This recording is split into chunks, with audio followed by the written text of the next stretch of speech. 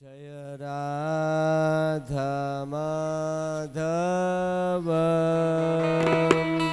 कुंज बिहारी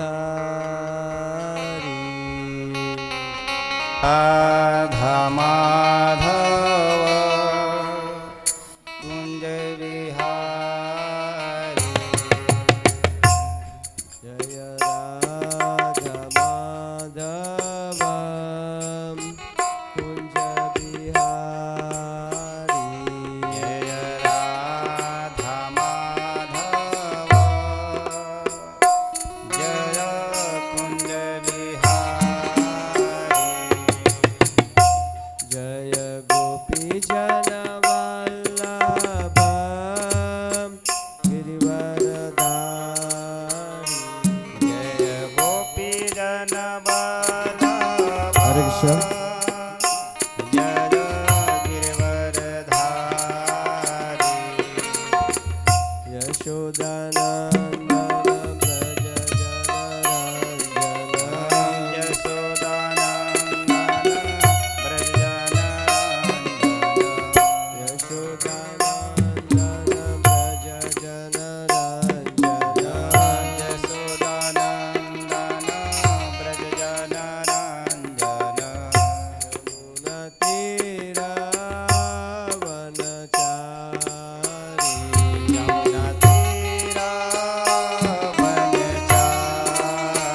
यमुना तीरा वनचारी यमुना तीरा वनचारी जय राधा माधव कुंज बिहारी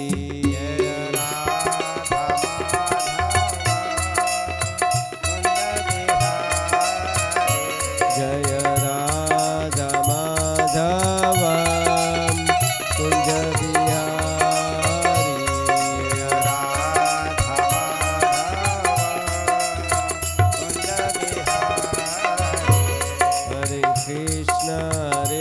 कृष्ण कृष्ण कृष्ण हरे हरे हरे राम राम राम हरे हरे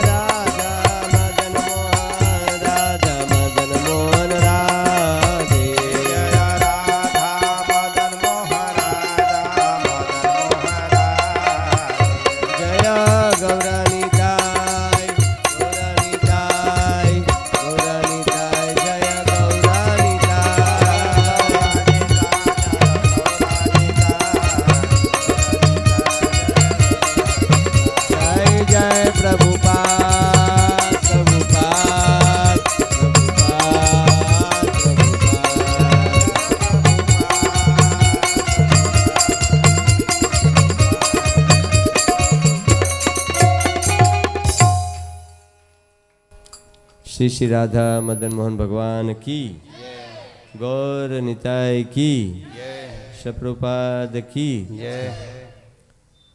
ओम नमो भगवते वासुदेवाय।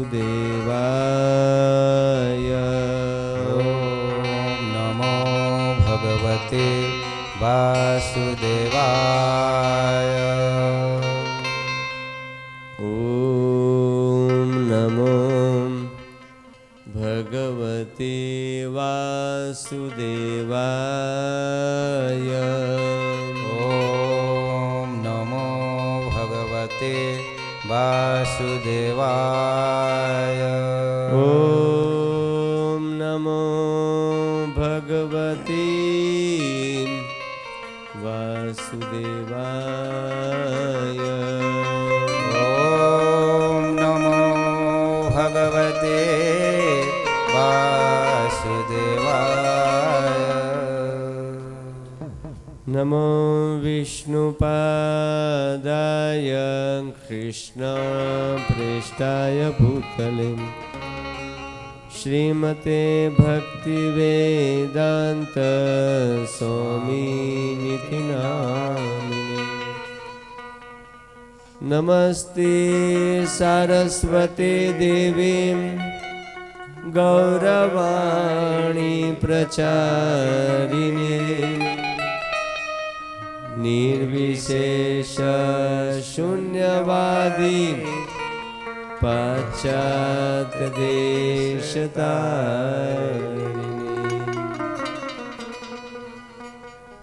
जय श्री कृष्ण चैतन्य प्रभु नित्यानंद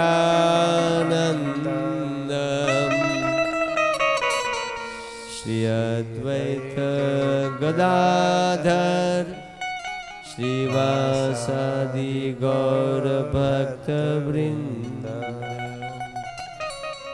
हरे कृष्णा कृष्णा कृष्णा हरे हरे, हरे राम राम राम हरे हरे।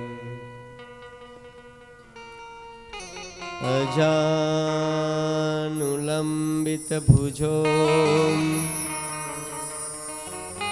कनकावदातो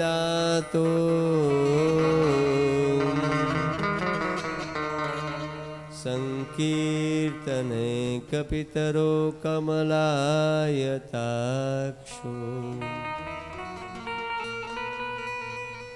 विश्वम्भरो द्विजवरो युगधर्मपालो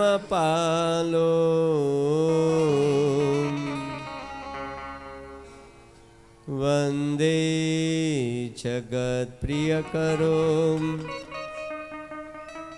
करुणावतारो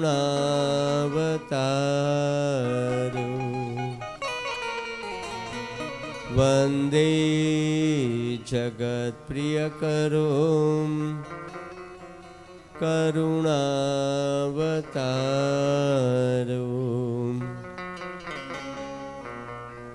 वन्दे जगत्प्रियकरो करुणावतारो।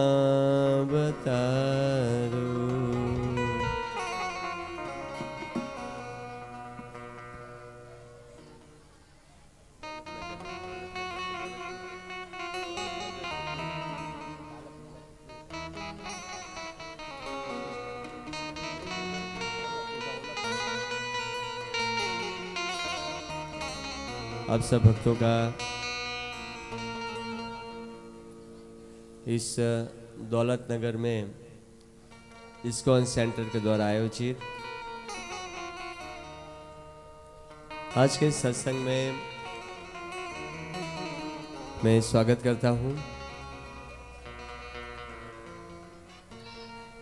मैं अपने आप को बहुत ही बड़ा सौभाग्यशाली समझता हूं कि भक्तों के बीच में दौलत नगर में जो भक्त हैं, भक्तों के बीच में भगवान की कथा कहने का मुझे एक सौभाग्य प्राप्त हो रहा है।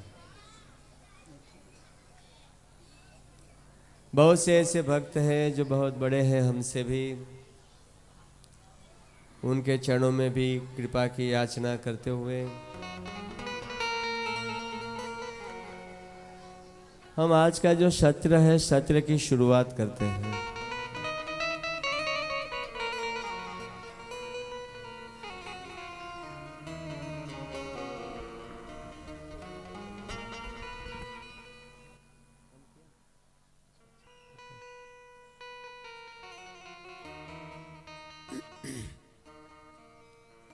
कल हमने श्रवण किया था कि माता यशोदा ने जब भगवान श्री कृष्ण से कहा कि बेटा, क्या तुमने मिट्टी खाई है क्या? बेटा, क्या तुमने मिट्टी खाई है क्या? तो कृष्ण जो कहता है कि नहीं मैया, मैंने मिट्टी नहीं खाई है। मैया कहते हैं कि लाला, तुम्हारा भाई कहता है, तुम्हारा सखा कहते हैं, तुम्हारा मित्र कहते हैं, सभी तुम्हारा भाई कहता है कि तुमने मिट्टी खाई है और तुम कहते हो मैंने नहीं खाई। लाला कहते मैया, अगर आपको मेरे बातों के ऊपर विश्वास नहीं हो रहा है तो कृपया मेरा मुख को आप खोलिए, मेरे इस मुख को आप खोलिए। जैसे आप मुख खोलोगे तो आपको सत्य मालूम पड़ जाएगा। जैसे भगवान ने अपना मुख को खोला तो खोलते ही भगवान यशोदा मैया ने कृष्ण के मुख में समस्त ब्रह्मांडों को देखा। पृथ्वी में जितने भी वस्तु थी, जगत में हर वस्तु को मैया जी ने देखा। मैया जी बहुत ही आश्चर्यचकित हो गई कि क्या मैं कोई भ्रम में थी या मेरा मन का कोई भ्रम था जिसके कारण मैंने सब चीजें देखा, कि मेरे लाला में कोई योग शक्ति है, कि देवी कृपा है मेरे लाला के ऊपर, जिसके कारण मैंने उसके मुख में अनंत कोटि ब्रह्मांडों को, सूर्य चंद्र तारे पृथ्वी इत्यादि नाना प्रकार की चीज, चारों दिशाओं से लेकर हर चीज को मैंने देखा।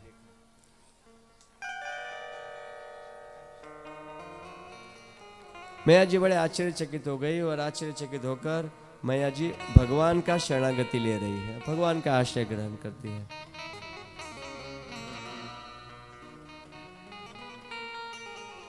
अथो यथान्वन वितर्क गोचरम,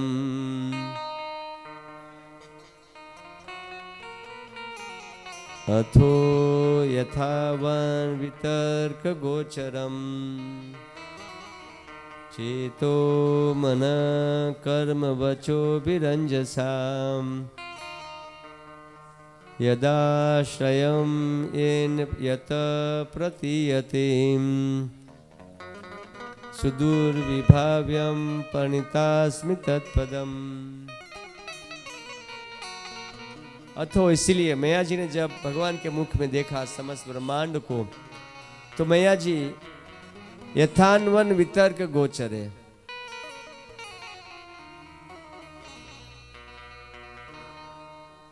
समस्त गोचर है, समस्त इंद्रियों से परे भगवान की शरणागति, यदाश्रयम येन यत प्रतीयते, मन और कर्म से और वचन से मैया जी जो है भगवान की शरणागति ले रही है, भगवान के प्रति समर्पित हो रही है, भगवान को याद कर रही है। भक्त इससे कहते हैं जब विकट परिस्थिति आती है तो भगवान को याद करे, ये भक्त की परिभाषा है। भक्त वही है। हमारे साथ क्या होता है, विकट परिस्थिति आती है या अच्छी परिस्थिति, हर परिस्थिति में भक्त भगवान को याद करता है। हमारे साथ क्या होता है, जब संकट आता है ना तभी हम भगवान को याद करते हैं, लेकिन जब संकट नहीं रहता है, सुख रहता है, तो भगवान को याद नहीं करते हम लोग, संकट में ही भगवान को याद करते हैं। यहाँ पे मैया जी भगवान का आश्रय ग्रहण करती है, भगवान हाथ जोड़ती है वो, ब्रजेश्वरस्याखिलवित्तपातसौ गोप्यश्च गोपा सह गोदनाच मे यन्मायेथम कुमति समय गति। मैया जी कहते हैं कि मैं भ्रम में थी, भगवान का स्मरण करते हुए मैया जी कहते हैं कि मैं बहुत से बड़ा भ्रम में थी। मेरा भ्रम ये था कि मैं अपने आप को यशोदा मान रही हूं। ब्रजेश्वरस्य अखिल वित्तपातसी, अहम, मेरा जो कुछ भी अस्तित्व है, मैं और मेरा, नंद महाराज को मैं अपना पति के रूप में मान रही हूं। ये मेरा पुत्र है, उसको मेरा पुत्र मान रही हूं।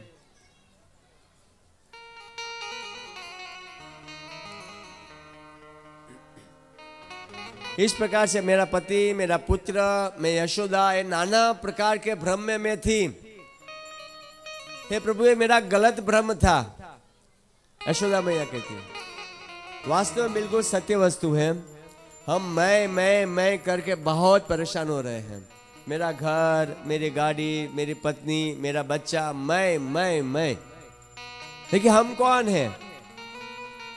हमें अपने बारे में भी थोड़ा ज्ञान होना चाहिए कि हम लोग कौन, मैं, मतलब मैं ये कर रहा हूं, मेरा।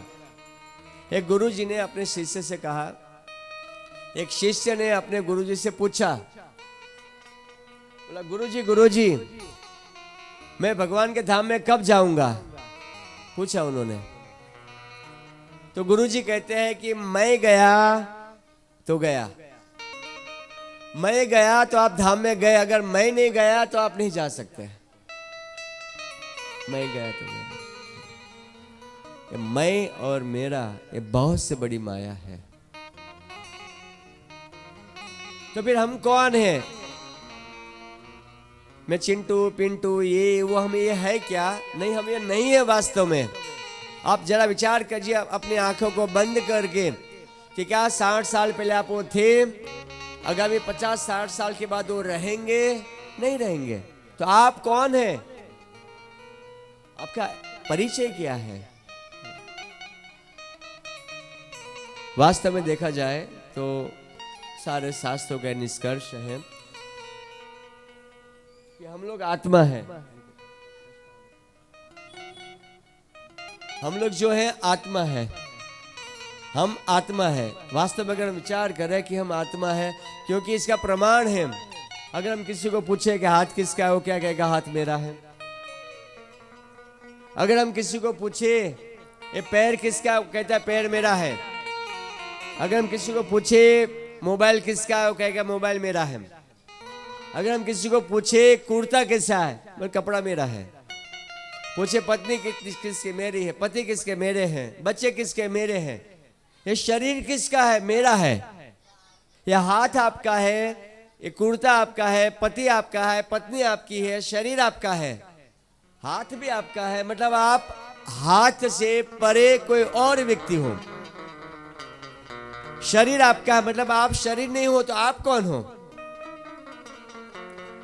चेहरा मेरा, पैर मेरा, कपड़ा मेरा, पेट मेरा, हाथ मेरा, सब मेरा है। तो हम कौन है? हम कोई और व्यक्ति है, इसका परिचय है। प्रभुपाद जी बार बार अपने प्रवचनों में कहे, प्रभुपाद जी ने, अगर कोई व्यक्ति ऐसा मान लेता है, अपने आप को अनुभव करता है कि हम शरीर नहीं, हम आत्मा हैं, तो तुरंत ही भगवान के धाम की प्राप्ति कर सकता है। यहाँ पर यशोदा मैया बड़े भाव विभोर होकर वो कहती है कि मैं भ्रम में थी कि मेरा बालक है, मेरा पति है। वास्तव में माया है, सबसे बड़ी माया की ये चाल है। ये अपने आप को शरीर मानना कि मैं शरीर हूं। हम शरीर नहीं है, हम आत्मा है। हमें अपना परिचय के बारे में ज्ञान होना चाहिए कि हम आत्मा है, शरीर नहीं, हम आत्मा है। और वो ज्ञान हमें भगवान की भक्ति करने से प्राप्त होता है।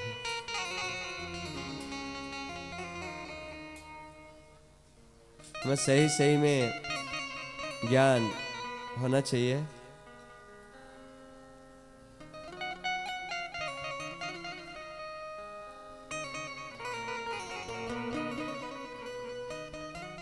यहाँ पर यशोदा मैया कहती है कि मैं भ्रम में थी, भगवान को याद करती आंखें बंद कर कर। फिर मैया जी आगे कहती है कि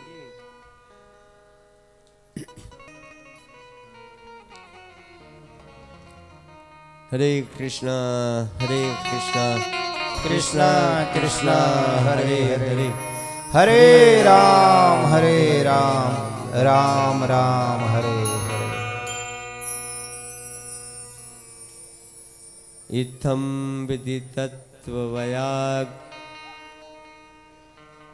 इस तरह मैया जी जो थे हर वस्तु को सत्य को रूप में देखते हुए असली सत्य को समझ गई।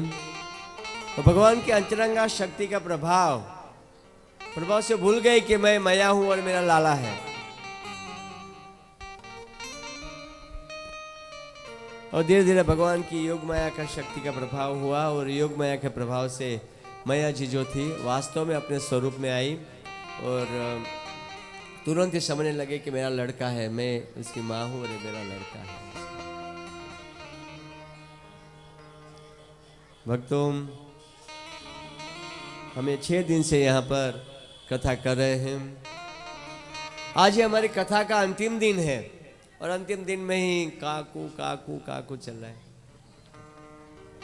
6 दिन तो शांति से सुना, लेकिन अंतिम दिन भी सुन लीजिए।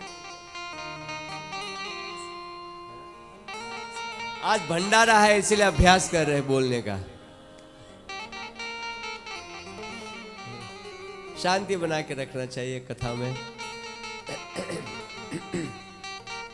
मैंने कुछ दूसरा तीसरे दिन पे कहा था कि जगत में 7 प्रकार का कष्ट है। तो एक भक्त आज मेरे पास आए, बोले प्रभु जी आपने वो 7 प्रकार का कष्ट को बांध के रखा, कब खोलेंगे? खोलो ना। मैं बोला ठीक है, मैं आज खोल देता हूँ। क्योंकि आज जगत में लोग दुखी हैं, नाना प्रकार का दुख है, लेकिन 7 प्रकार का दुख ऐसा है जो हर एक व्यक्ति के पास है। हर व्यक्ति जो 7 प्रकार के कोई ना कोई एक दुख में रहता है। उनमें से पहला दुख है जन्म का दुख है। जन्म लेना एक प्रकार का कष्ट है। आपको कि जन्म लेना क्यों कष्ट है? कष्ट है क्योंकि जैसे बालक का जन्म होता है, रोता रोता बाहर आता है, वो रोता रोता। क्यों रोता है वो? अगर कोई कमरे में बैठा है और दूसरे कमरे में वो जा रहा है, रोता रोता जा रहा है, मतलब जिस कमरे से वो आया है उसी कमरे में उसको पीटा गया है। वो भयंकर दर्द अनुभूति कर रहा था मां के गर्भ में। भगवान से बार बार प्रार्थना कर रहा था, प्रभु आप मुझे बाहर निकालो। मां जब गरम खाती है तो उसको दर्द होता है, मां चलती है उसको दर्द होता है। छोटी सी जगह पे मुझे रहना पड़ता है। हे प्रभु मुझे बाहर निकालो, मैं आपकी भक्ति करूंगा। और जैसे बाहर आता है भगवान से प्रार्थना करता है और तुरंत रो रहा है, मतलब भयंकर कष्ट उठा के आया है। लेकिन ये जन्म जो है एक योनि का जन्म नहीं है, अनेकों योनि में जन्म लेना पड़ता है मनुष्य, हर एक जीव को। शंकराचार्य बहुत सुंदर कहते हैं, पुनरपि जननम पुनरपि जनन पुनरपि मरणम। बार बार जन्म, बार बार मृत्यु। 84 लाख प्रकार की योनियों में कोई भी योनि में जाना पड़ता है, सीधा मां के गर्भ के अंदर। और जीव जैसे शक्तिशाली आत्मा, जीवात्मा मां के गर्भ में जाता है तो जैसे बंधन में आ गया वैसा उनको रहना पड़ता है। हाथी के शरीर में, कुत्ते के शरीर में, बिल्ली के शरीर में, चींटी के शरीर में, नाना प्रकार के शरीरों में भ्रमण कर रहा है। कभी स्वर्ग में जाता है देवता बनकर, कभी नर्क में आता है, कभी ब्रह्मा जी बनता है, कभी इंद्र बनता है, कभी मनुष्य बनता है, कभी वही कुत्ता बनकर आ जाता है, वही कुत्ता बनकर आता है। और कुत्ते के शरीर में वही लक्षण, पूंछ हिलाओ, भौं भौं भौं करो। मनुष्य के शरीर में आया तो वही लक्षण, देवताओं के शरीर में आया तो वो लक्षण आ जाता है। लेकिन जीव वही है, शरीर का परिवर्तन होता रहता है। जन्म जो है एक प्रकार का दुख है।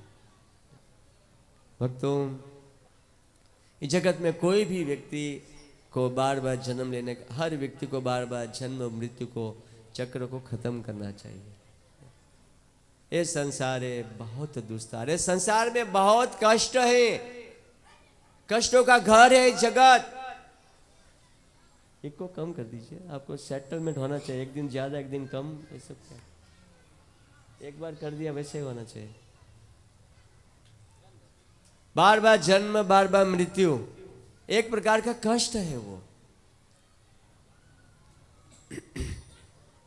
दूसरा है मृत्यु, पहला कष्ट है जन्म का, दूसरा कष्ट है मृत्यु का। कोई मरना नहीं चाहते हैं। मृत्यु जो है हमारे सर पे खड़ी है, कभी भी हमारी मृत्यु आ जाती है। मतलब मृत्यु मतलब एकदम सर्वनाश, सब कुछ खत्म। फिर बातें करते हैं सब लोग, अरे अभी तो हमारे साथ था, अभी खाया और चल पड़े। और किसकी मृत्यु कब आएगी क्या भरोसा। मृत्यु एक प्रकार का कष्ट है। ये जन्म के समय पर अगर 100 बिच्छू डंक मारते हैं इतनी वेदना होती है, लेकिन मृत्यु के समय पर 1000 बिच्छुए डंक मारते हैं, इतनी वेदनाएं उनके अंदर होती हैं।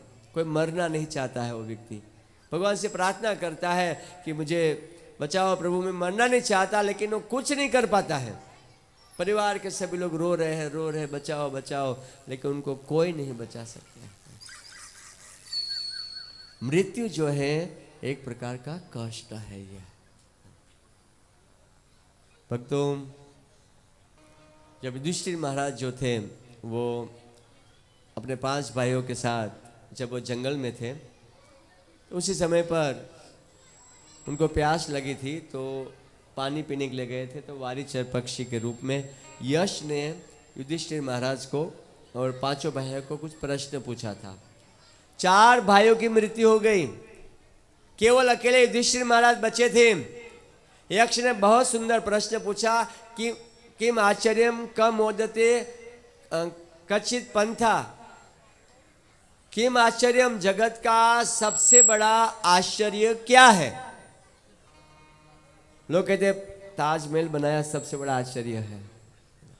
सबसे बड़ा आश्चर्य है शोले फिल्म, अमिताभ बच्चन ने बहुत अच्छा एक्टिंग किया। लोग कहते हैं ऐश्वर्या राय बहुत सुंदर है। वाह, कितना आश्चर्य की बात है।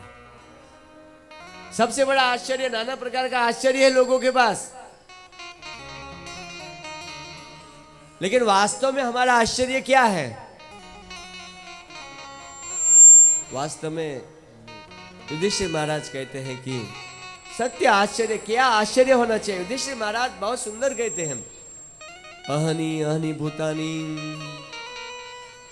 अहनि अहनि भूतानि गच्छन्ति यमालय। अहनि मतलब रोज रोज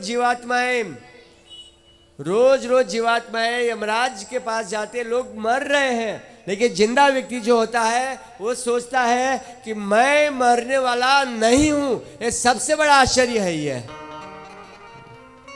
हर व्यक्ति सोचता है मैं मरने वाला नहीं हूं, ये चला गया वो चला गया वो चला, लेकिन वो सोचता है कि नहीं नहीं नहीं नहीं, नहीं। मैं तो अभी जिंदा रहूंगा, मैं जिंदा रहूंगी, जिंदा रहूंगा, मैं अभी मरने वाला नहीं हूं। भले वो चल पड़े तो चल पड़े, मैं तो अभी बुढ़ापा आएगा फिर मरूंगा। और अचानक उसकी मृत्यु आ जाती है। तो मृत्यु जो है सर के ऊपर इंतजार करती है। यहाँ पर ये यशोदा मैया कहती है कि मैं और मेरा करके मैं गलत माया के प्रभाव में फंसी हुई थी।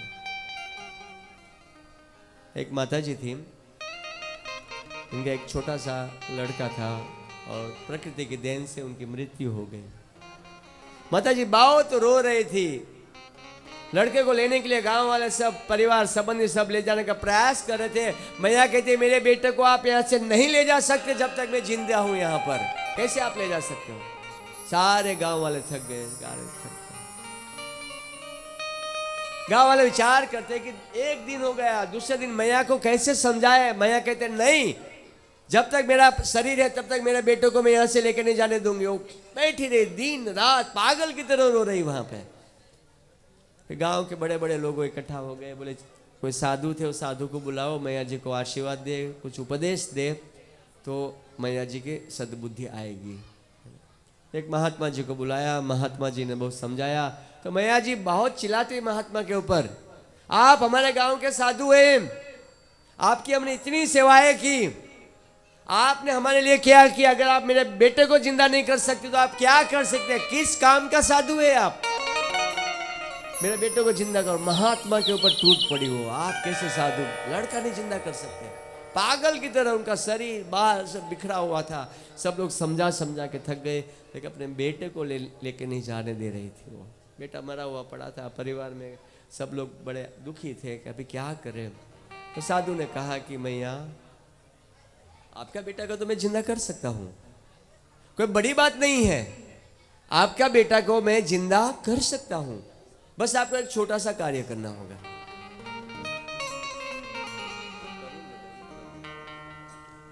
अब छोटा सा कार्य करना होगा। छोटा सा कार्य मैं कहते, बोलिए मुझे क्या करना है? बोला एक काम कीजिए, आप राख चाहिए मुझे, राख चाहिए, आप मुझे राख दोगे, आपका बेटा जिंदा हो जाएगा। मैया कहती कितनी चाहिए? बोली आपको कितनी राख चाहिए? मैं अभी लाके देती हूं। मैं कितनी राख चाहिए? लेकिन वो साधु कहते, मैया जी एक शर्त है, उसी घर की राख लेकर आओ जिसके घर में कोई मरे नहीं है। अरे हमारे गांव में इतना सारा घर, जितनी राख चाहिए लेके आऊंगी। वो पहले सामने वाला घर पर गई, बोले मुझे राख चाहिए, लेकिन एक शर्त है कि आपके घर में किसी की मृत्यु नहीं होनी चाहिए। आपके घर में किसी की मृत्यु नहीं होनी चाहिए। तो वो माता जी कहते, अरे मेरे पिताजी के पिताजी चल पड़े, दूसरे घर पर गई। अरे हमारे ससुर के ससुर चल पड़े। अरे हमारा ये चला गया, ये चला गया। हर एक घर में कोई न कोई गया हुआ था। मैया जी एक के बाद सभी घर को घूमती है। मैया जी को बड़ा आश्चर्य होता है कि वो जगत में मृत्यु सत्य है। कोई व्यक्ति ऐसा नहीं जो मरेगा नहीं, आज नहीं तो कल मरना ही पड़ेगा। और तुरंत इनके आंखों में साधु की कृपा दृष्टि आई और घर पर आई, और साधु महात्मा से कहते हैं कि महात्मा जी आपने मेरी चक्षु को खोल दिया। बिल्कुल सत्य वस्तु है कि जगत में हर एक व्यक्ति को जो आए हैं उसको निश्चित रूप से मरना पड़ता है। बड़े बड़े राजा महाराजा इस भूमंडल के अंदर सर उठा के घूमते थे, हजारों नौकर चाकरों के सामने घूमते थे, मृत्यु के सामने अपना सर झुका दिया, कुछ नहीं कर पाए। आई एम सॉरी, हम आपकी कोई सहायता नहीं कर सकते। भक्तों, मृत्यु एक प्रकार का कष्ट है, कोई मरना नहीं चाहते हैं। यमराज के दूत मृत्यु के समय पर आते हैं, जबरदस्ती, वो चाहता नहीं मुझे मरना है, जबरदस्ती उसकी आत्मा को खींचा जाता है, और खींच के वो जीव जो है मल मूत्र का त्याग करता है और खींच के इस आत्मा को लेकर जाया जाता है। तो हमें अच्छा कर्म करना चाहिए, इसलिए हम आपसे चाहते हैं कि आप लोग भगवान के नाम का जप करो। आप नाम जपो, नाम जपो। कब मृत्यु आएगी क्या भरोसा।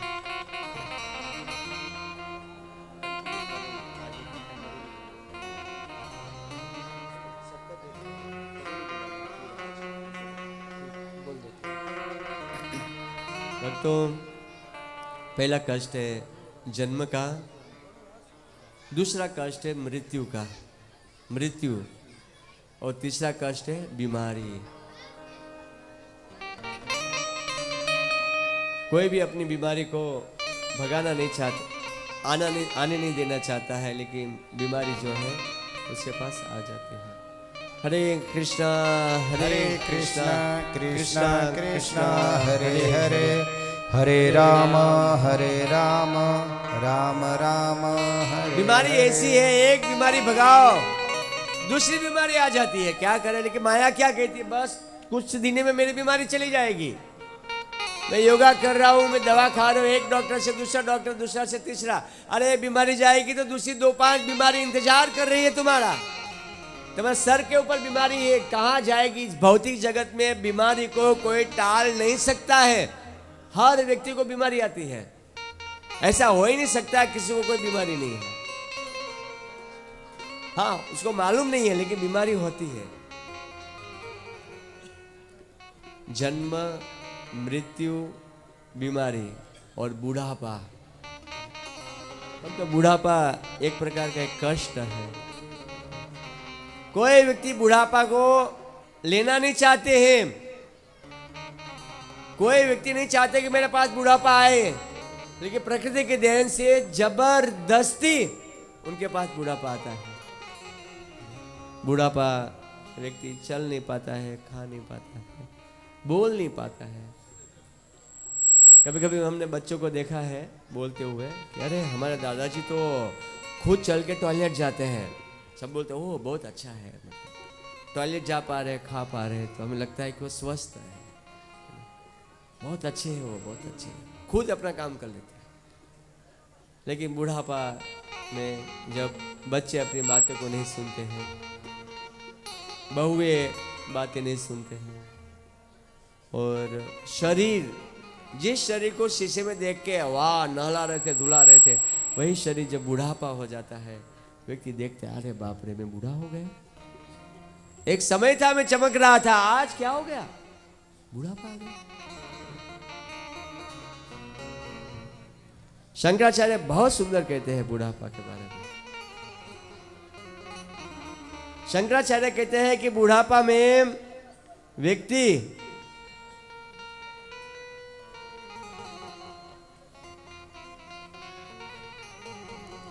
अंगम गलितम पलितम मुंडम, बुढ़ापा में उसका अंग जो है गल जाता है और सर के सारे बाल जो है क्या हो जाता है, पक जाते हैं। शरीर जो है अंगम गलितम, शरीर पूरा कुछ नहीं बचता है और बाल भी उसका पक जाता है। दसन विहनम जातु तुंडम, दसन विहनम मतलब उसके मुंह के दांत सारे गिर जाता है। जातु तुंडम, लेकिन वो चल नहीं पाता है, लकड़ी के बुढ़ापा में वो लाठी के सहारे पे चलना पड़ता है। वृद्धो यान्ति गृहीत्वा दंडे तदपि न मोचयन्ति आशा पीडम, लेकिन फिर भी आशा की जो गठरी है उसकी बहुत भारी रहती है। आशा की गठरी खत्म नहीं होती है, आशाएं खत्म नहीं होती। बुढ़ापा में भी नाना प्रकार की इच्छाएं, नाना प्रकार का टेंशन, दुख, नाना प्रकार का। लोग कहते हैं ना किसी की मृत्यु होती है अगर बुढ़ापा से पहले वो मर गए, 50-55 साल में बुढ़ापा आएगा तो कितना कष्ट आएगा। बुढ़ापा एक कष्ट है, इसलिए बच्चों को संस्कार देना चाहिए। अभी से उनको माला कराना चाहिए, बच्चे और बहू को। अगर हम बच्चे और बहू को माला नहीं कराएंगे, बुढ़ापा में कोई गर्म पानी देने वाले नहीं है। उनको संस्कार गांव में तो है, लेकिन शहरों में तो भूल ही जाओ। इसलिए बच्चों, छोटे छोटे बच्चे होते हैं तभी से भगवान का नाम जपो बेटा। अगर वो भगवान का नाम जपेगा तो बुढ़ापा में उसकी बुद्धि सही रहेगी कि मेरे माँ है और मेरे पिताजी है। लेकिन शहर का लड़का की तरह हालत होगी।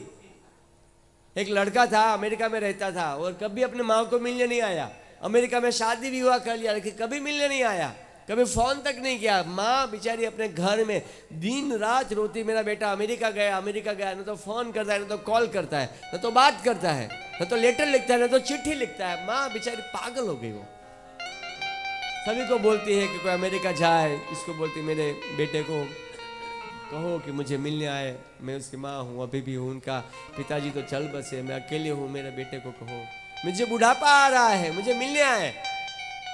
लेकिन बेटा इतना पढ़ा लिखा बेटा था, अमेरिका गया, वहीं शादी किया, तो माँ की यादें उनको भूल गया।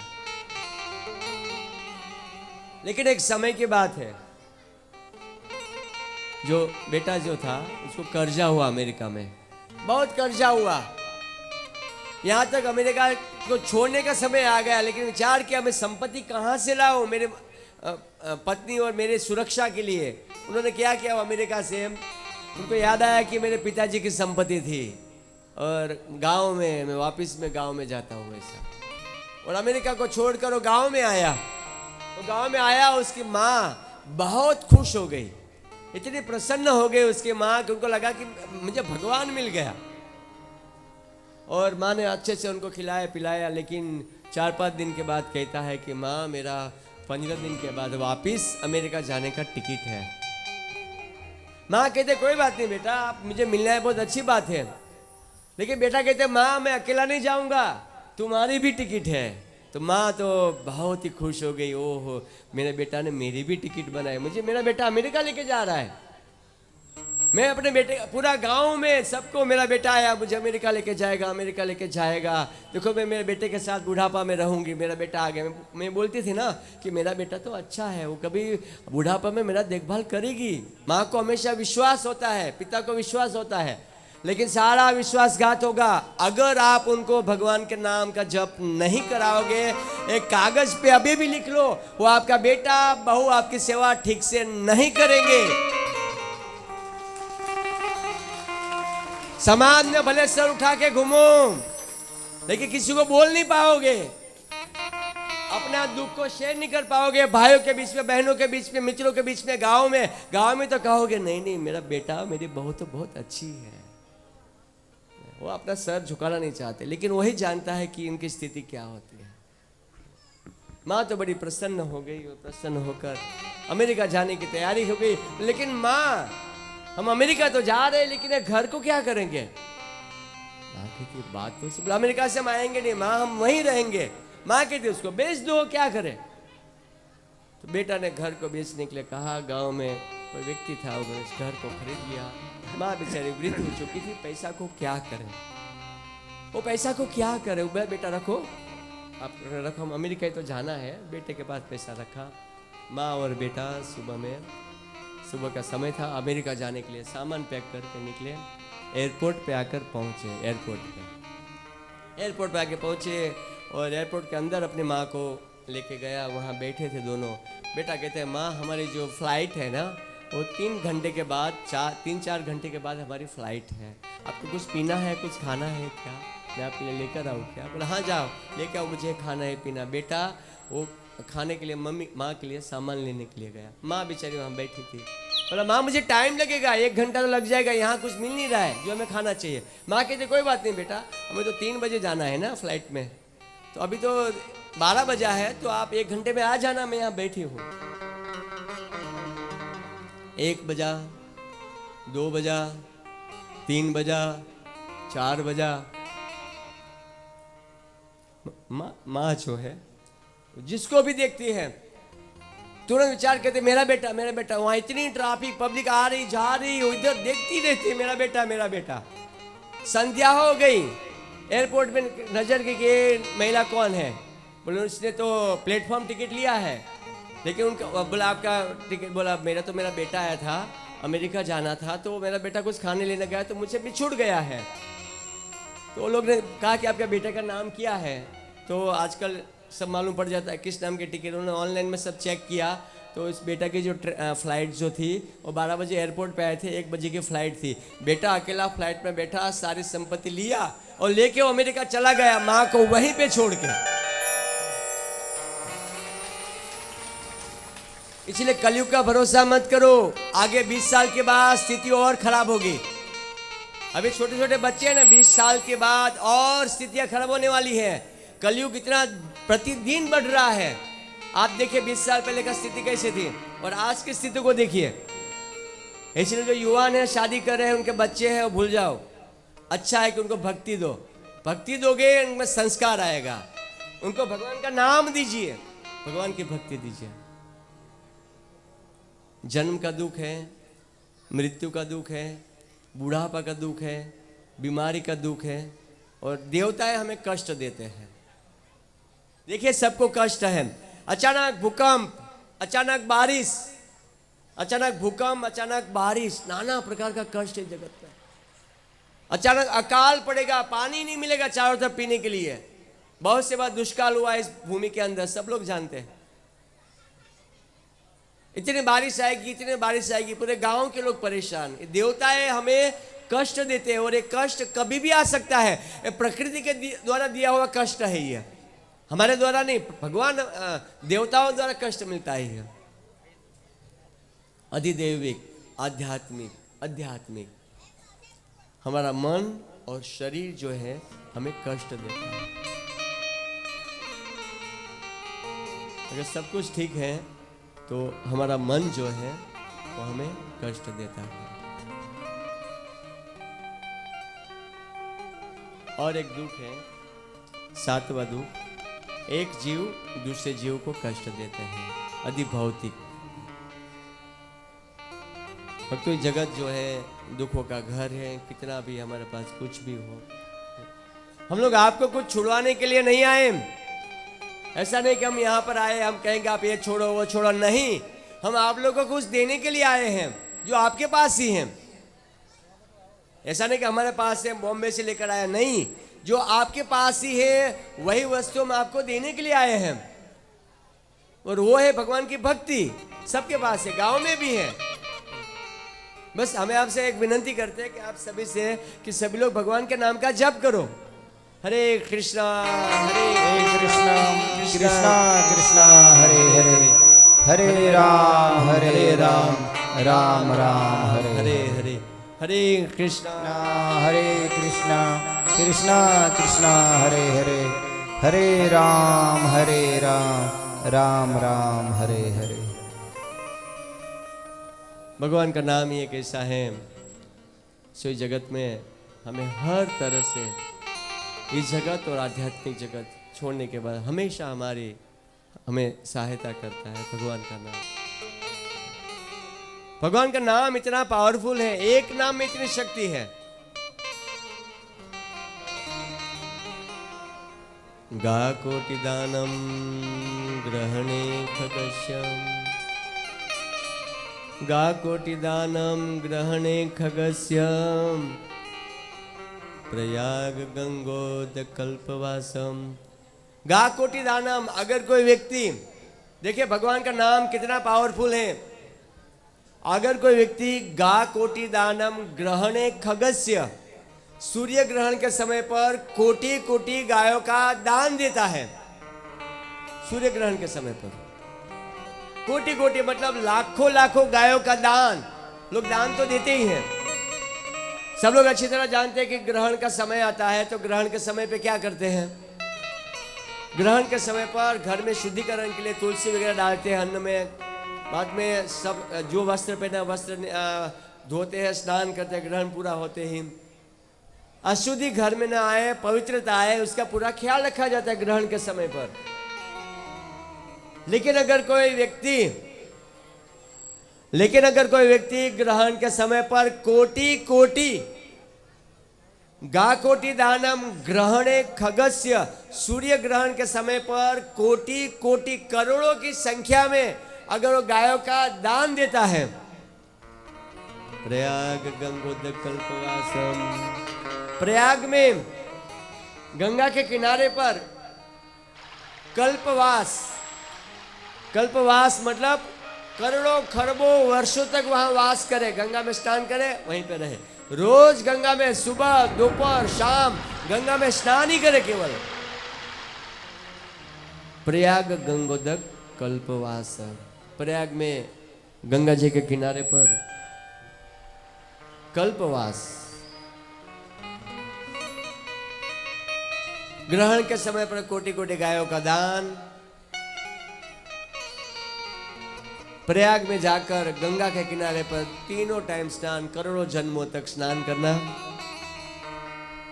यज्ञायुतम मेरु पर्वत दानम, यज्ञ में, यज्ञ के रूप में अगर कोई व्यक्ति सुमेरु पर्वत का दान देता है, सुमेरु पर्वत स्वर्ग में है, सोने का सुमेरु पर्वत है ये। सुमेरु पर्वत जो है सोने का है, स्वर्ग में। लेकिन अगर यज्ञ करके ब्राह्मणों को प्रसन्न करने के लिए कुछ दक्षिणा दी जाती है, दक्षिणा। लेकिन अगर कोई व्यक्ति दक्षिणा के रूप में यज्ञायुतम मेरु पर्वत दानम, सुमेरु पर्वत, पूरा बड़ा सा पर्वत दान में दे देता है। देखिए यहाँ पे 3 प्रकार का दान का वर्णन किया जा रहा है। पहला दान है अगर सूर्य ग्रहण के समय पर कोटि कोटि गायों का दान देता है, गंगा के किनारे पर प्रयाग में जहाँ तीनों नदियों का संगम है, वहां पर करोड़ों खरबों जन्मों तक वास करता है और यज्ञ करके पूरा सुमेरु पर्वत दान में दे देता है, फिर भी भगवान के एक नाम के बराबर भी फल प्राप्त नहीं होगा। एक नाम के बराबर, एक नाम भी इससे ज्यादा पावरफुल है, एक नाम भी ज्यादा पावरफुल। आपने अगर हरे कृष्ण बोल दिया और किसी ने सुमेरु पर्वत दान में दे दिया, एक नाम ज्यादा पावरफुल है।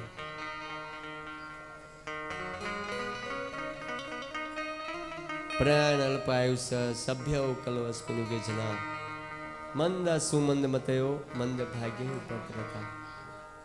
हमारा आयुष्य जो है बहुत अल्प है, हमारे पास कुछ ज्यादा समय नहीं है। सभ्य छोटे छोटे बाबतों में झगड़ा करते हैं। झगड़ा करना मतलब बस रेडी। पति ने कहा पत्नी नहीं करेगी तो पति झगड़ा करेगा, पति ने कहा पति नहीं करेगा तो पत्नी झगड़ा करेगी। हमने 2 दिन पहले कहा था कि स्त्रियों को पति के संरक्षण में रहना चाहिए।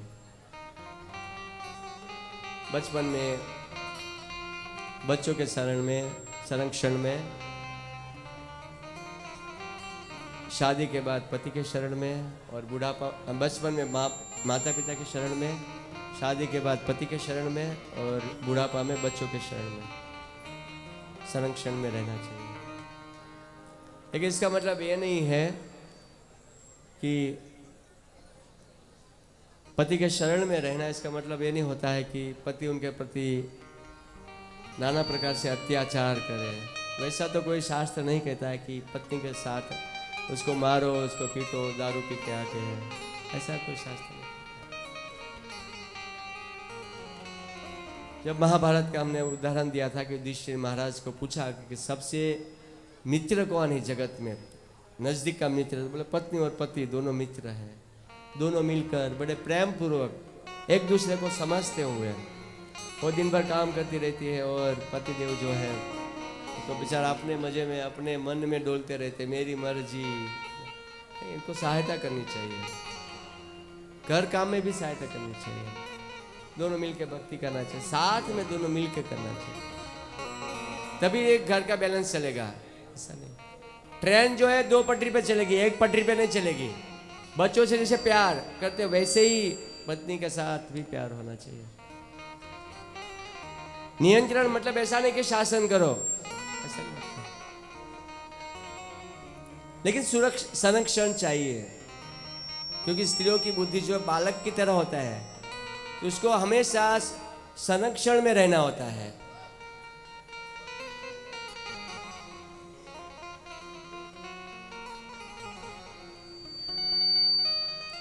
प्राण अल्पायुष सभ्य, सभ्य मतलब छोटी छोटी बाबतों में झगड़ा होता रहता है, नाना प्रकार की बाबतों में झगड़ा। हम जो कहते हैं सामने वाला नहीं करेंगे, हम झगड़ा कर लेते तुरंत ही। स्कूलों में जाओ, कॉलेज में जाओ, घरों में जाओ, मंदिरों में जाओ, सब जगह पे कलयुग का यह सबसे बड़ा लक्षण है झगड़ा। झगड़ा के लिए लोग रेडी हो, झगड़ा हो गया तो बस तुरंत यार। प्राण अल्पायुष सभ्य कलौ अस्मिन् युगे जना मंदा। लोगों की बुद्धि बहुत मंद है, इस कलयुग में लोग बुद्धिमान नहीं है। सुमंद मतयो, सब भ्रष्ट हो चुके हैं। ब्राह्मण, क्षत्रिय, वैश्य और शूद्र, पूरा वर्णाश्रम जो अपने पद से गिर चुके हैं। मंद भाग्य सब अभागे हैं, अभागे है, जितने भी लोग हैं अभागे। इतनी सुंदर भक्ति है, भगवान का नाम सबको बार बार किया जा रहा है। 7 दिन से कह रहे कि भगवान का नाम जपो, नाम जपो, लेकिन फिर भी हमें ऐसा लगता है कि अरे बाद में जपेंगे, बाद में जपेंगे, बाद में भगवान का नाम कल कल कल, अभी क्या। भगवान के नाम की इतनी महिमा है, लेकिन हम नाम नहीं जप पाते जो हमारे फायदा होगा। अभागे हैं लोग, इतना सुंदर सत्संग आता है, लेकिन इतने सारे लोग गांव में हैं, तो मुश्किल से बहुत से कम लोग सत्संग में आए, सब लोग सत्संग में नहीं आए। भगवान का नाम तो वैसे जपना चाहिए जैसे धनी व्यक्ति क्या करता है, 2000 की गुलाबी नोट को 2000 की गुलाबी नोट को थूक लगा लगा के गिनती करता है। वैसे एक भक्त जो होता है भगवान का नाम को गिनती करता हुआ जोर जोर से जपता है।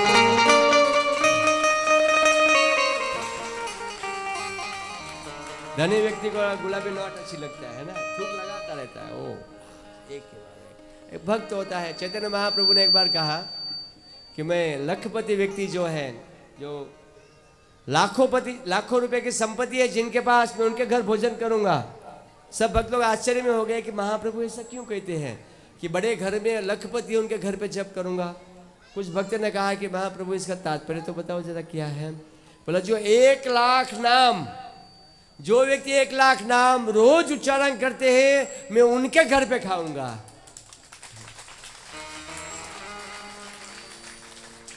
और तो भगवान का नाम की महिमा अद्भुत महिमा, बहुत सारा फायदा है उसका, भगवान का नाम का जप करने से। अधिक तो मैं क्या कहूं, लेकिन मैं ये कहना चाहता हूं कि गांव में जो ज्यादातर लोग परेशान हैं, मैं बहुत सारा फायदा भागवत कहती है, लेकिन मैं कुछ अपना अनुभव के साथ भी आपको उसका फायदा बताना चाहता हूं। अगर हम भगवान के नाम का जप करते हैं, उसका पहला फायदा याद रखिए, सब लिख लीजिए, बाद में आपको पूछेंगे प्रवचन के बाद, कथा के बाद। भटक रहे हैं पितरों का तर्पण करने के लिए, भाई पितरू है कि नहीं मालूम ही नहीं पड़ रहा है। घर में हमारे एक पेटी वाले पे ढूंढ रहे थे, पितरू बैठा, दूसरी पेटी, अरे अनेकों पेटियों से पितरों को भगा रहे, पितरू भाग ही नहीं रहा है। अरे पागल कहीं के, आप पागल होने की जरूरत नहीं है, आप केवल एक काम करो। प्रभुपाद जी कहते हैं अगर आपने माला के झोली उठाया और जैसे आपने हरे कृष्ण महामंत्र बोला, सैकड़ों क्या करोड़ों पितरू ये तुरंत ही तर जाएंगे। देखिए एक समस्या समाधान हो गया, आसान हो गया। पितरों को तारने के लिए भगवत गीता में 2 अध्याय के प्रथम श्लोक के तात्पर्य में प्रभुपाद जी कहते हैं कि अगर भगवान का नाम का उच्चारण करते हैं तो सैकड़ों पितरुए भक्त के पीढ़ी में सब पितरुए तर जाते हैं। यहाँ तक कि आने वाली पीढ़ी को भी उतारता है वो, आने वाली पीढ़ी को भी, ऊपर की और आने वाली। अगर भक्त बनता है तो आने वाली पीढ़ी भी तर जाती है उसकी, एक भगवान का नाम से। अगर वो गिनती करके रोज भगवान का नाम जपता है, फिर क्या प्रॉब्लम, फिर तो कितना फायदा होगा।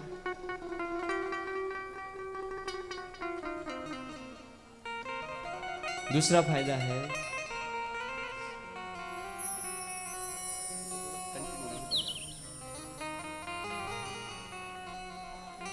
दूसरा फायदा यह है कि लोग गांव में, मुझे याद है, देवी की पूजा करते रहते हैं। विधान है देवी की पूजा करना, शहरों में भी करते हैं, कुल देवी होती है उनकी पूजा करते हैं। वो कोई गलत विधान नहीं है, हम अपने कुल देवी को छोड़ नहीं सकते। मैं कोई छोड़ने की बात नहीं कर रहा हूँ कि आप उनको छोड़ो, नहीं। लेकिन हम परेशान इस बात से है कि वो हमसे क्यों नाराज है। प्रॉब्लम वहां है। प्रॉब्लम क्या है, हमसे नाराज है, क्यों हुआ है पता नहीं। लोग वो क्या डुगडुगी बजाते हैं ना, गांव में चलता रहता है, डुगडुगी बजती है, धूम सब परिवार के। ये करना है, मैं छोड़ने की बात नहीं कहता हूँ, यहाँ पे मैं छोड़ने की बात कुछ कर ही नहीं रहा हूँ।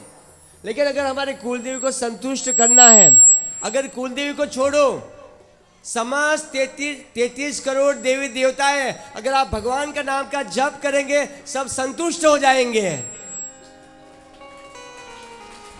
33 करोड़ देवता है। भागवत कहती है, भागवत कहती है कि अगर आप कृष्ण की भक्ति करते हैं, यथा तरोल मूल निषेचनेन तुप्यंती तस्कंद भुजो पसाखा। भागवत, अगर आप भगवान का नाम जपेंगे ना, सभी देवी देवताएं आपसे संतुष्ट हो जाएंगे। आपका ये समस्या भी खत्म कर दिया। कुल देवी को संतुष्ट करना है, आप भगवान का नाम, वो माँ है हमारी, कृष्ण परम पिता है। भला कौन माँ होगी अपने पिता के पास जाने के मना करेंगे? वाई, क्यों हम पिता के पास नहीं जा रहे, केवल माँ के पीछे पड़े हैं? माँ को भी संभालो, पिता को भी संभालो। केवल भक्ति करने से हमारी जो 33 करोड़ देवी देवता है वो सब संतुष्ट हो जाते हैं। ये दूसरा फायदा है। तीसरा फायदा है, हमारे जो ग्रह नक्षत्र होते हैं जीवन में, जो हमें कष्ट देते हैं, ग्रह नक्षत्रों के कारण हमें नाना प्रकार का कष्ट मिलता है।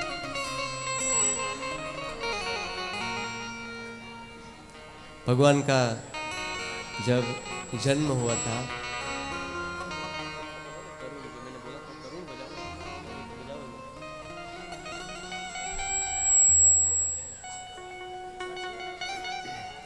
ग्रह नक्षत्रों के कारण लोग नाना प्रकार के ज्योतिष के पास जाते हैं और पैसा का खर्चा करता है, कुंडली वगैरह बनाते हैं। ठीक है, सब जरूरी है, लेकिन अगर आप भगवान के नाम का जप करते हो तो स्वाभाविक है कि हमारे जितने भी ग्रह नक्षत्र हैं सब अपने आप ठीक हो जाता है।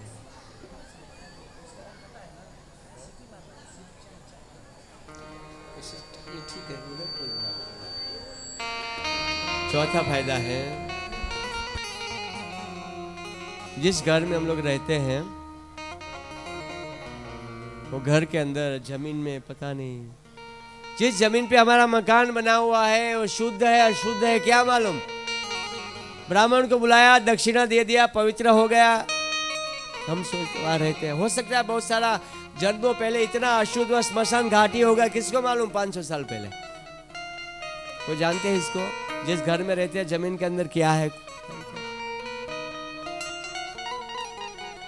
इसकी विधि है, कर्म कांड के अनुसार विधि। अगर आप ब्राह्मण को बुला के उसके विधि विधान करोगे तो इससे आप बच जाओगे। ये तो करनी है बुला के, जो भी विधि विधान है। लेकिन अगर आप भगवान के नाम जपते हो तुरंत ही आपका घर जो है पवित्र हो जाता है। भगवान के नाम में इतना पावर है। और हमारा दुख का कारण क्या हो सकता है? इसी में से होगा और कर्म होगा। लोग कहते हैं किसी ने कुछ कर दिया इसके ऊपर वो होता है, पड़ोसी ने कर दिया, भाई ने कर दिया, बहन ने कर दिया। डरने की आवश्यकता नहीं, डरो मत। आप भगवान का नाम जपो, कोई कुछ नहीं बिगाड़ सकेगा। भगवान का नाम जपो, जपते जाओ, इतना जपो, इतना जपो कि हद कर जाए और यमराज के दूत आपका खाता रद्द कर जाए। इतना जपो, जपते रहो, जपते रहो। यही करना है। मनुष्य शरीर केवल इसीलिए दिया है भगवान ने, भजन करने के लिए। अरे खाना, सोना, आहार, निद्रा बाकी योनियों में भी हमने किया है। शादियां सब जरूरी है, खाना पीना, लेकिन भक्ति मेन है मनुष्य जीवन में। बाकी योनि में भी भोग तो था ही। आहार, निद्रा, भय, मिथुन, ये चारों चीजें, खाना, सोना, संभोग करना, बच्चे पैदा करना। खाना, सोना, भयभीत होना, बच्चे पैदा करना, लाखों जन्म, करोड़ों जन्मों से करते आ रहे हैं। करोड़ों जन्मों से यही कार्य कर, आज भी वही कर रहे हैं। तो मनुष्य जीवन में क्या करना है? भगवान की भक्ति करनी है, साथ साथ में भगवान का नाम का जप करना है। सिंपल है, इसमें कोई ज्यादा कठिन नहीं है। लेकिन पता नहीं लोगों को क्यों इतना भारी, पहाड़ की तरह भारी। माला करना 7 मिनट इतना पहाड़ की तरह भारी लगता है। जो उसके आत्मा का कल्याण करता है, उसके पूर्वजों का कल्याण करता है, अपने परिवार का कल्याण करता है, वही भगवान का नाम जपने में पहाड़ की तरह भारी लगता है उसको, एक माला करने के लिए। माताओं को करना चाहिए, प्रभु जी को सबको करना है माला, कोई नियम नहीं है इसमें भगवान का नाम जपने में। बहुत सुंदर कथा आती है। एक समय की बात है, नारद जी जो थे भ्रमण कर रहे थे, ब्रह्मा जी के पास आए, ब्रह्मा जी के पास पहुंचे। नारद जी पूछते हैं कि कलयुग आ रहा है, कलयुग तेजी से बढ़ रहा है, कलयुग में जीवों का कल्याण कैसे होगा? जीवों का कल्याण, लोग नाना प्रकार के पाप कर्म में बैठे हुए हैं, पाप कर्म करते ही रहते हैं, दिन भर पाप करते हैं। और चूल्हा जलाते हैं, पाप होता है। बहुत सारे जीव जंतु झाड़ू मारते हैं, पाप होता है। और आप तो सब जानते ही हैं कि लोग झूठ मूठ बोलते रहते हैं, सब पाप। इस पाप के प्रभाव से बचने के लिए कौन सा मंत्र है?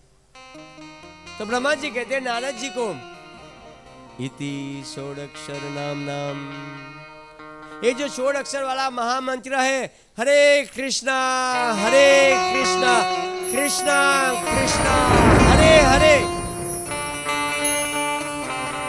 राम राम हरे हरे, हरे कृष्णा कृष्णा कृष्णा हरे हरे, हरे राम राम राम हरे हरे।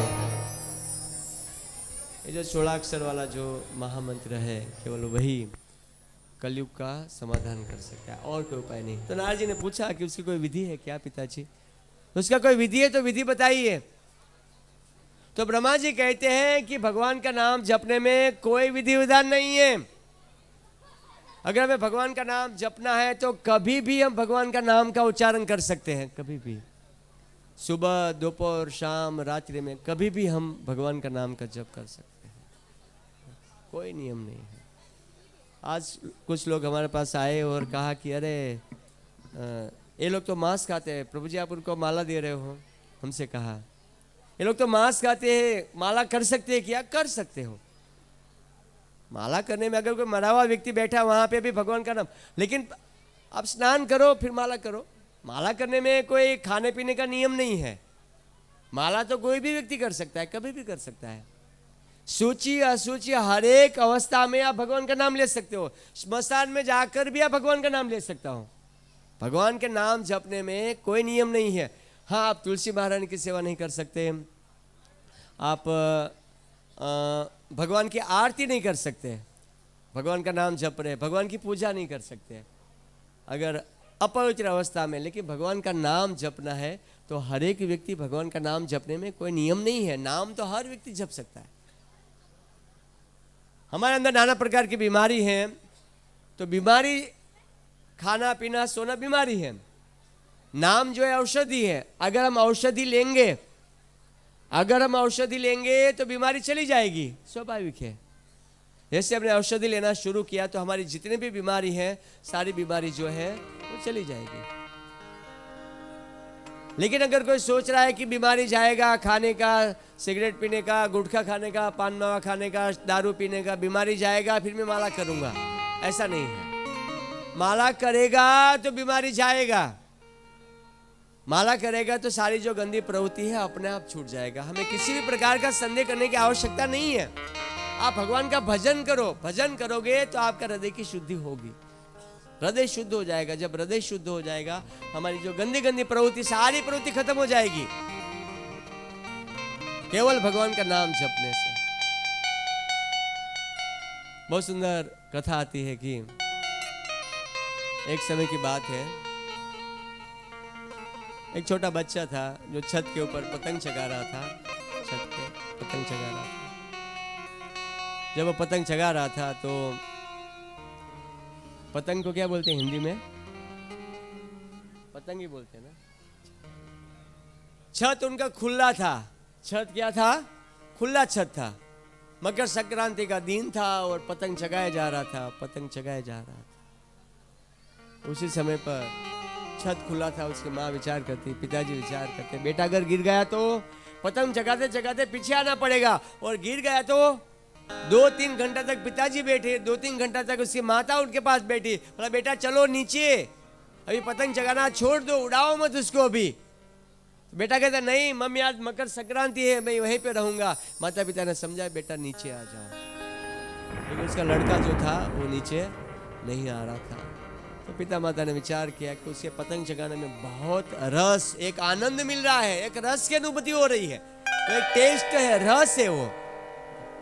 अब क्या करें? तो माँ बोलती है उसको अभी नया पिक्चर आया है ना, पिक्चर देखने की बहुत इच्छा थी उनको। एक काम करो पिक्चर की टिकट लेके आओ, पिक्चर देखने चले जाते, कम से कम लड़का तो नीचे आ जाए, हम कब तक ऊपर बैठे रहे। पिताजी ने किसी भी तरह से टिकट की व्यवस्था की। जैसे लड़का ने सुना क्या पिक्चर की टिकट मिली है, तुरंत ही पतंग चगाना छोड़ दिया और तुरंत ही पिक्चर देखने के लिए चल पड़ा। इसे हम समझ सकते हैं कि जब पतंग चगाने में जो उनको रस मिल रहा था, टेस्ट मिल रहा था, इससे ज्यादा रस उनको किसमें आ रहा था? पिक्चर देखने में।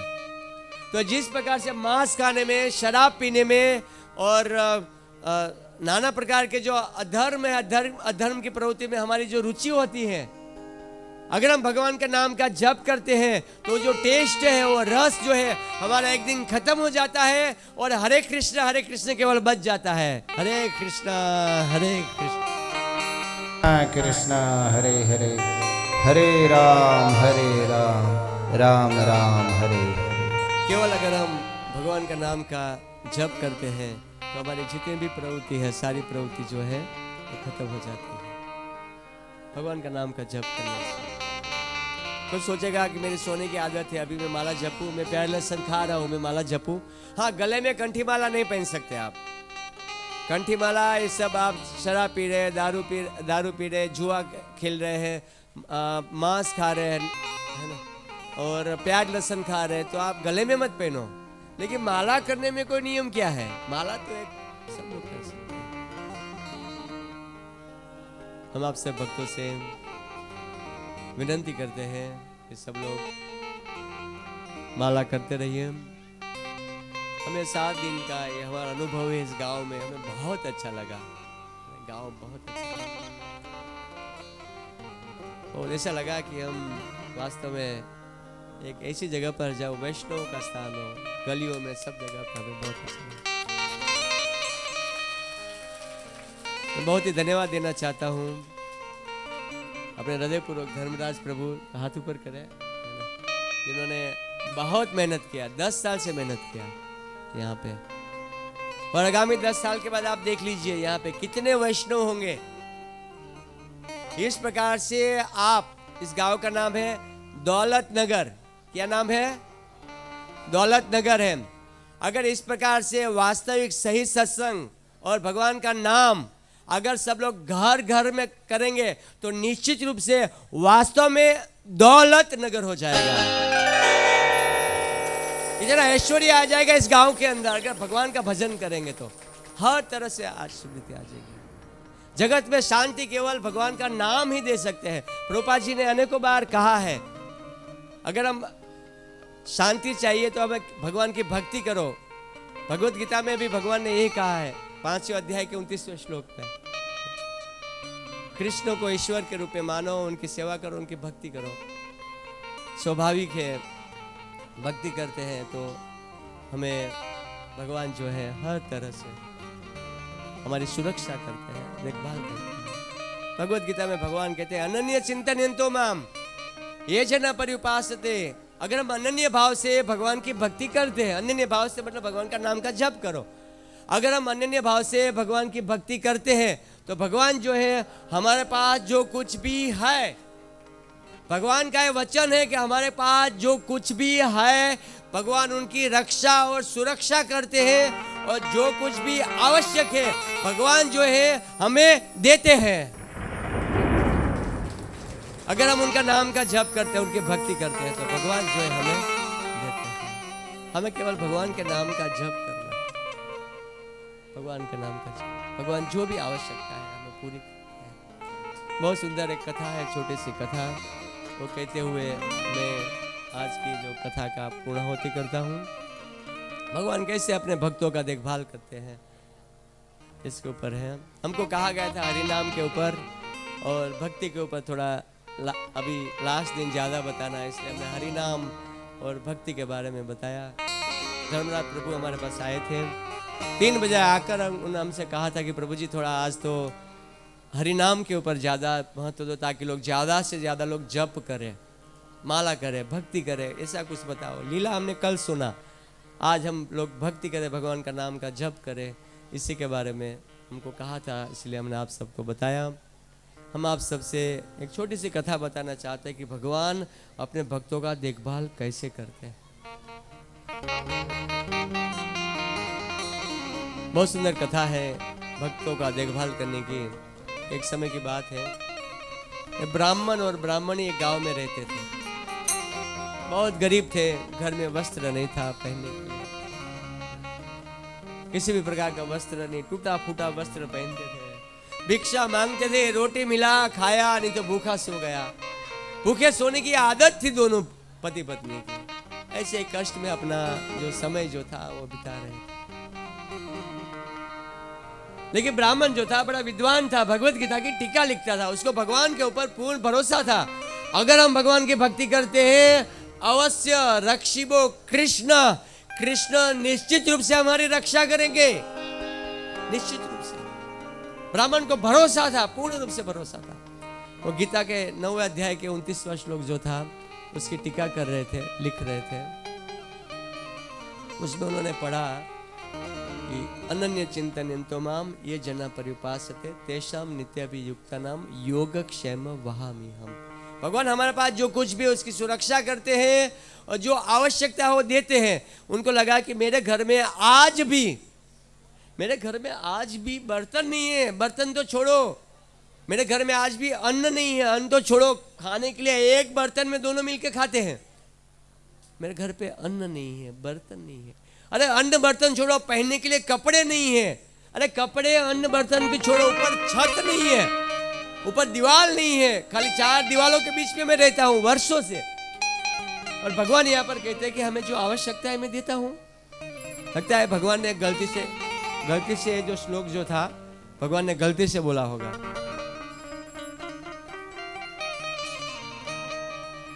तुरंत ही उन्होंने इस श्लोक के ऊपर क्या किया, पेन लिया और लाल पेन से चौकड़ी मार दिया।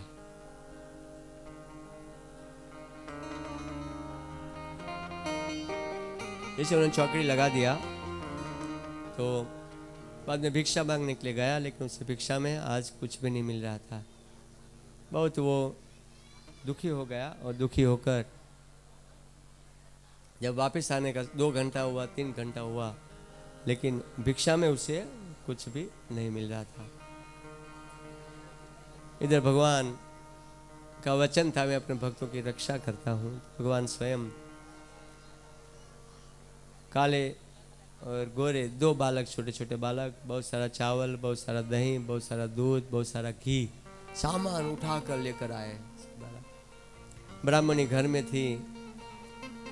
दोनों बालकों ने आवाज दिया कि माते आइए और ये सामान लीजिए। ब्राह्मणी ने सारा सामान अपने घर पे रखा। ब्राह्मणी पूछती है इतना सारा सामान किसने दिया?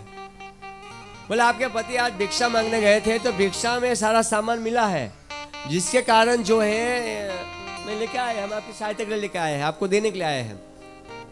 ब्राह्मणी ने देखा कि दोनों बालक जो थे एक एक करके सामान रखते जा रहे थे, बहुत सुंदर थे। ब्राह्मणी कहती कि आप बैठिए, बाजू के बैठिए, मैं आपके लिए खाना बना के देती हूँ, जल्दी बना के दूंगी, रोटी सब्जी या खिचड़ी जो भी कुछ तो खा के जाओ। दोनों बालक कहते नहीं हम बहुत जल्दी में है, हम यहाँ से जाना चाहते हैं, बहुत जल्दी में है। तो फिर भी माँ कहती है कि देखो बेटा बैठो, आप इतना सामान उठा के लाए, आप थोड़ा बैठिए, मैं आपका लिए बना के कुछ तो बना के देते हो, भूखा कैसे जाएंगे।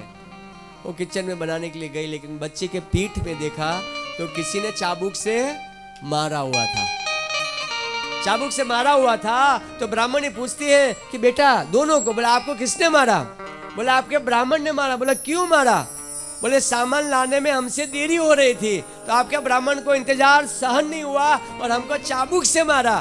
ब्राह्मणी बड़े गुस्से में आ गई और गुस्से में आकर कहती आने दो आपके पति को, मेरे पति को आने दो, मेरे पति को आते ही मैं डांटूंगी। और 3 घंटा तक भिक्षा नहीं मिल रही थी। अंततः तो वो घर पर आए और घर पर आए उसकी पत्नी उसके बाद इसकी तरह टूट पड़ी। छोटे छोटे बालकों को मारते हो, सामान इतना खुद उठा के नहीं लाते हो, किसी के पास पहुंचा देते हो, कुछ गिर गया होगा तो क्या होता है, इतना सारा भिक्षा मिला है आप खुद नहीं ला सकते, ऊपर से बच्चों को मारते भी हो, आप गीता की टीका लिखते हो, भक्ति करते हो, मुझे समझ में नहीं आता है आपकी बुद्धि क्या हो गया, भ्रष्ट हो गई है क्या? ब्राह्मण कहता है आज तो मुझे भिक्षा में कुछ मिला नहीं, मुझे कुछ समझ में नहीं आता है, आप क्या कहना चाहती हो, आप क्या कहना चाहती हो, मुझे कुछ समझ में नहीं आता है। ब्राह्मण कहते हैं हाथ पकड़ के आइए, देखिए कितना सारा सामान है। ब्राह्मण बहुत खुश हो गया। बोले किसने दिया, किसने दिया? बोले देखिए बाजू के कमरे में 2 बालक बैठा है, दोनों बालकों ने दिया है। ब्राह्मण और ब्राह्मणी दोनों दौड़ते हुए बालकों के पास गए, दोनों बालक अदृश्य हो गए थे। ब्राह्मण और ब्राह्मणी तुरंत ही भगवान का जो मंदिर था वो मंदिर के पास गए और मंदिर के पास जाकर भगवत गीता को उठाया और गीता के ऊपर जहां पर चौकड़ी लगी थी वही श्लोक को निकाला और निकाल के जब देखते हैं तो सारी जो चौकड़ी लगी हुई थी वो भी गायब हो गया। कहने का तात्पर्य है कि भगवान जो है अपने भक्तों के रक्षा करते हैं। मैं आपको ये कहना चाहता हूँ कि हमें प्रयास करना है, लेकिन निर्भर उनका भजन करना है, हमें उनका नाम का जप करना है, भगवान के ऊपर निर्भर होकर हमें प्रयास कर्म करते रहना है। और कैसे कर्म करना है वो तो हम धीरे धीरे आगे समझेंगे। पहले आप तो जप तो करना शुरू करो। अपनी मेहनत से, अपना प्रयास से बहुत प्रयास किया, अभी तक नहीं हुआ, उनके ऊपर भरोसा करके थोड़ा माला का झोली तो उठा लो।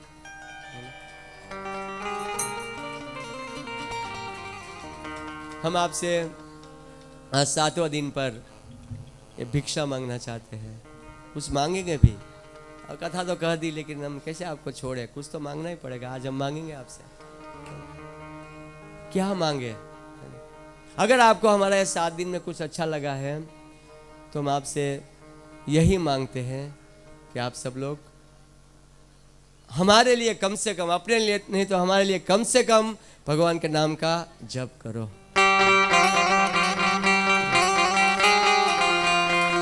मैं ब्रह्मचारी, हम साधु आपके पास भिक्षा मांग रहे हैं कि आप भगवान का नाम का जप करो, जप करो। हम आपसे ये चाहते हैं, आपका ही कल्याण होगा, हमारा कोई फायदा नहीं है। अगर आप जप करोगे तो आपका ही फायदा है, अपना फायदा हम नहीं करना चाहते। कितनी माया है, पावर, पागल हो चुके हैं हम लोग, मूर्ख है, अपना फायदा हम नहीं जानते हैं। हाँ, गीता जी में पढ़ते हैं, भागवत में पढ़ते हैं, रामायण जी में पढ़ते, नाम जपना चाहे, सुनते भी है, लेकिन उठा के जपते नहीं है हम लोग। मूर्खता है ये। लोग कहते हैं ट्रेन आएगी पटरी पे मत खड़े रहो। वो व्यक्ति खड़ा है, बोलते हैं ट्रेन आएगी पटरी पे मत खड़े रहो, ट्रेन आएगी। अरे बोलने से कुछ नहीं होगा, ट्रेन आई उसको काट के चली गई। जपना पड़ेगा। हरे कृष्णा कृष्णा कृष्णा कृष्णा हरे हरे, हरे राम राम मुझे राम बहुत हरे हरे। प्रसन्नता होती कि बहुत से लोग जपा कर रहे हैं, है ना? ऐसा नहीं मैं कहता हूँ कि यहाँ कोई नहीं कर रहा, बहुत से भक्त लोग कर रहे हैं, लेकिन जो नहीं करते हैं उनसे हम एक रिक्वेस्ट करते हैं, विनंती करते हैं कि आप सब लोग भगवान के नाम का जप करना शुरू करो। कैसे करना है आपको धर्मराज प्रभु और पन्नालाल प्रभु सब जानते ही हैं। आप कभी भी आओ, माताओं को कोई समस्या है तो पन्नालाल प्रभु की वाइफ है, धर्मराज प्रभु की वाइफ है, जो भी प्रश्न है भक्ति के बारे में जाओ उनके पास पूछो, वो आपको माला देंगे। वो कोई चार्ज नहीं लेते हैं। देखिए, आप वहाँ पे चॉकलेट बिस्किट लेने जाओगे तो पैसा लेंगे आपको, 2 रुपया दे दो, 1 रुपया दे दो, लेकिन माला लेने आएंगे तो आपको फ्री में देंगे। देखो ना, एक चैतन्य महाप्रभु की कितनी कृपा है। अब 1 रुपये का चीज लेने जाओगे तो 1 रुपया लेंगे आपसे, लेकिन माला लेने आए 20 रुपया की माला है ये, वो आपको फ्री में देने के लिए तैयार है। हरे कृष्णा कृष्णा कृष्णा हरे हरे, हरे राम राम राम हरे हरे।